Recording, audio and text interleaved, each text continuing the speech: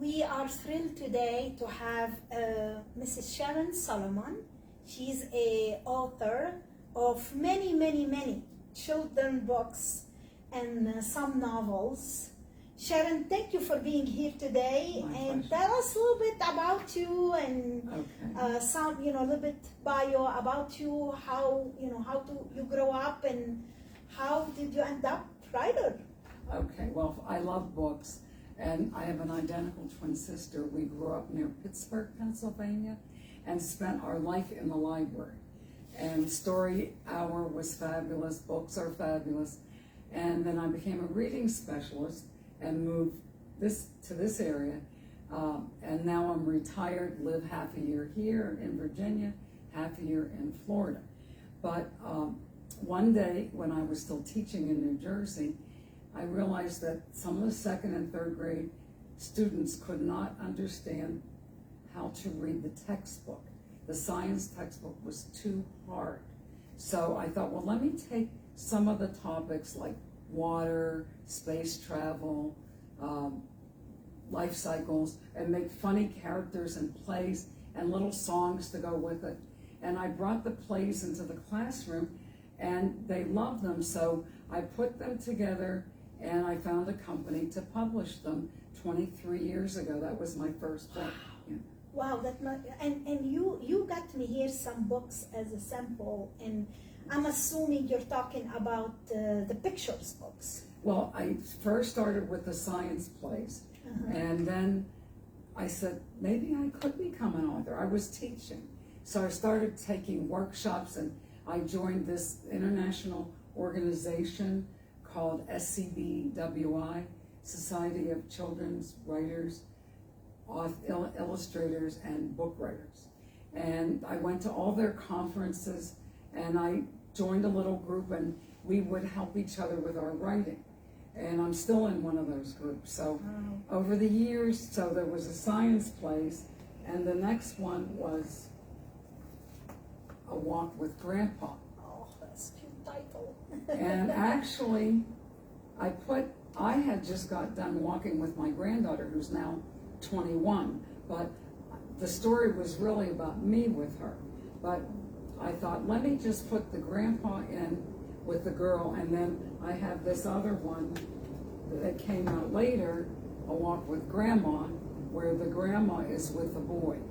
So I thought, I balanced it out. Grandma and Grandpa. Right. So from there, I kept reading and learning, and I like information. I like facts. Like, if I can learn anything new, I'm excited. So one day, it was this one. I just Googled interesting unknown women in American history, and up came about 3 or 4, like Annie Oakley, people you've heard of. And then I said something about Kathy Williams, and I didn't know who she was, so I clicked on it. There's not a lot about her, because she was an African-American slave and freed during the Civil War, and she was 5'9", which was tall for that time. And eventually, the Union used her as a cook and laundress and freed her.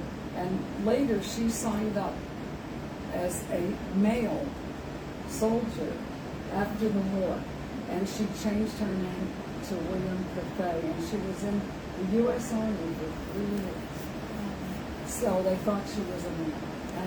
So when I learned her story, I thought, that's my kind of lady, you know? Yeah. And you write the book. So most of your books is for children? All of them.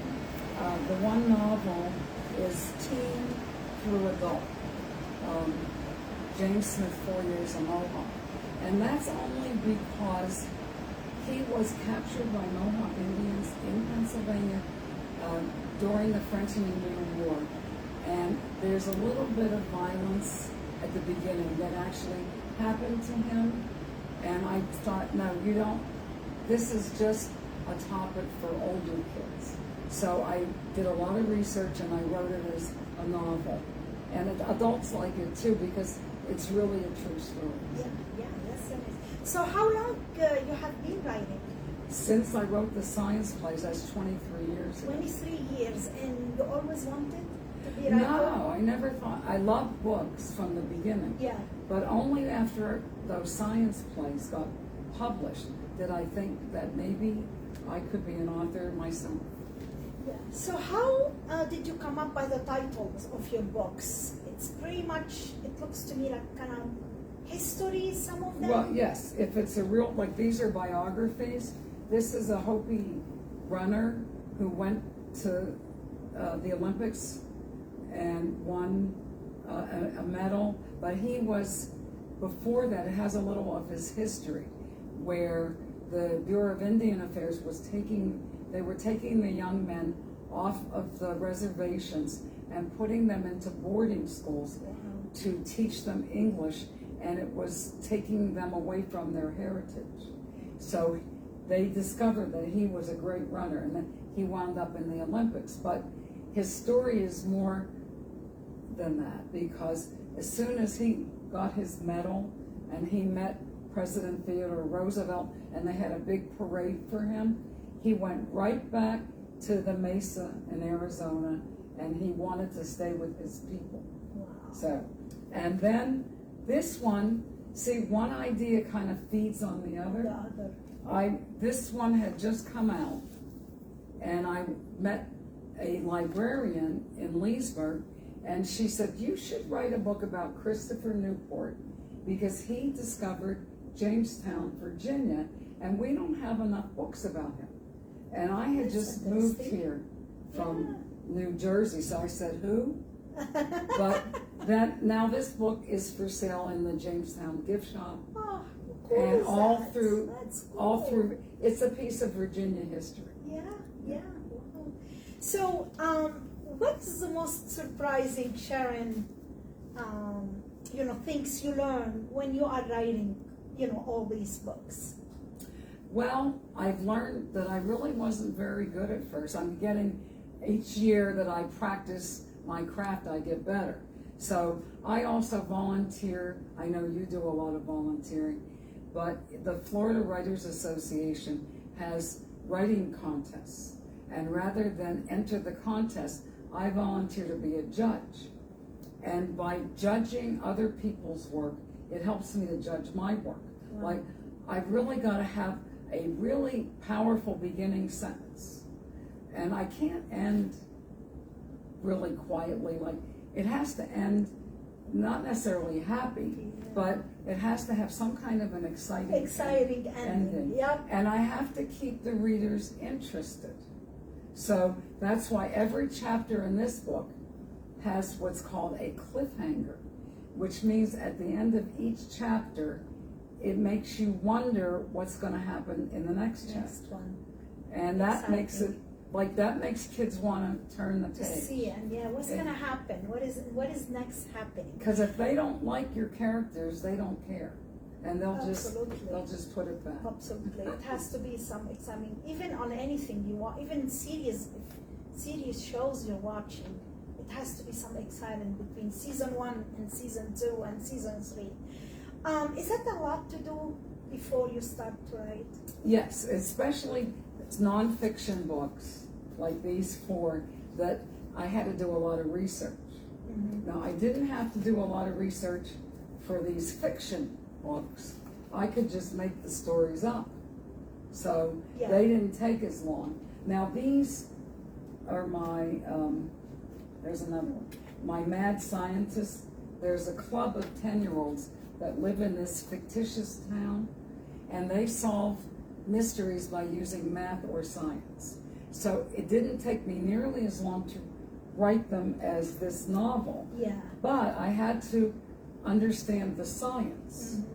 And so that one, I'm a swimmer, and this is about 2 swimmers. Mm-hmm. So I like the title, Ride High with the Wave.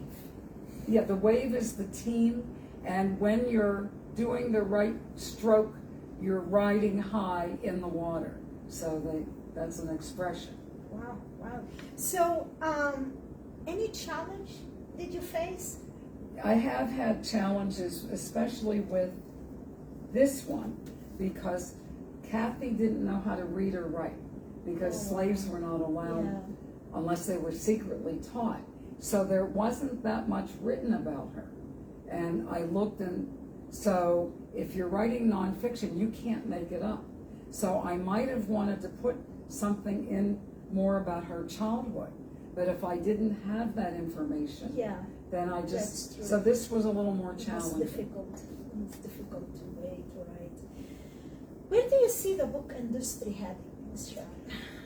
It's challenging because in the 23 years I've been writing, and it's fine that it changes because everything changes. But a lot of companies have merged. So we have very, very large publishing companies that unless I have an agent, which I don't, if I have an agent, then they would represent me and try to get my books into the publishing company. So it's harder for an author to get published unless they have an agent. When I first started out, there were more small companies, Yeah. and it was easier for me. I read in a author newsletter that this particular company was looking for books about family. So I wrote it. I sent it to them. They said, we want to publish it. It doesn't happen so easy anymore. Yeah. Yeah. So it is kind of It's challenging. more competition, more difficult. So what would you give advice to a new writer right now listening? You start, I'm assuming you said 23 years ago Yes. you start to write? Well, I found a writing group in my town where I was living in New Jersey, and we met twice a month in a library at night. It was after working all day, and sometimes we were a little tired, but we would help each other with our writing. Yeah. And so I'm still in, that's called a critique group. We critique each other's work in a nice way. Yeah. And so I'm still in a group like that. Yeah. And And I that's would kind of also- advice Yes. you give new Right, writers. and then attend conferences. Join the SCBWI, Society for Children's Book Writers and Illustrators. I think it's $50 a year, but then you get a magazine and you can go to the conferences and you can learn how to be a better author and you can meet authors. So it's kind of exciting. Yeah. So what made you decide to write for youth and children, not for adults? Because I was an elementary school teacher. Yeah. And I was a reading specialist, and I understood how kids sometimes had, first of all, what they like. I know what kids that age like, and I know sometimes if they have trouble reading, so I might use an easier word instead of a harder word. I know that. Yeah. And I can see also the books, they're not a lot of pages. So Right. it's probably, and the letters are, large, it's easy to read too. Right. Which is make it easier for any children to Well, read. picture books often get read to children before they know how to read. Mhm. And these are 10-year-olds that are in 5th grade, but I'd say it's written on about a 3rd grade level. So let's say that you're in 5th or 6th grade and you're still not reading, Yeah. but you could read these. You can. And they're about kids your age, so you don't feel like you're reading a baby book. Yeah. How many books you have total? I have 10 published, and another one of the Mad Scientist Club is coming out in a few months. Yeah, and I have the list here. So that's the one, the something fishy mystery. That's the one you're working on. Yes. And that will be youth, or that will be for the young children. Again, it'll be written on a 3rd grade level, about the same 5th grade kids that are in this. It's a make-believe town, make-believe kids, but it's based on real science. Nice. Any favorite books Sharon read and she likes a lot, and she suggests also to the listener to Well, read? my very favorite book is Cry the Beloved Country by Alan Paton. And it was written, and they even made it into a black and white movie about the struggle with apartheid, which they no longer have in South Africa. But when we had in our own country was segregation, but in South Africa, the blacks and the whites were separate, and they didn't have, but now they're not. So it was about this struggle, and it was beautifully written, and it really tugged at my heart. But my favorite American author of all time is John Steinbeck. I love every one of his books. So you still read? You still I read all the other- time, other yes. authors? Yeah. What is your goal, Sharon? Well, I mean, I know you're writing right now, which is the book we talk about that is going to be coming soon. Well, what's at next first, for you? it was, with the science plays, it was to help kids. But it's not just to get published, because authors unless you're Madonna or Jerry Seinfeld, you don't make that much money on a book. Yeah. Right. But it's really to help kids. Yeah. Because over the years, I've donated a lot of books, and I know, like, the grandma and grandpa books are often in women's shelters where, kids are temporarily not at home until they find a better place with their mother. And so they have these, and so it's to keep kids interested and to help them. Yeah, and educate them. Yes. It's education too. How can we purchase your books? So we are Right. going to put the link of your website. Yes. But is that other than your website also? Oh, they're all on Amazon, and some of them are on Barnes and Noble, but they're all on Amazon. What about like libraries? Yes, just about every one of my books is in the Loudoun County Library, because they've either purchased them or I've donated some of them. This is awesome. I'm so inspired, really. Thank you very much for being here today.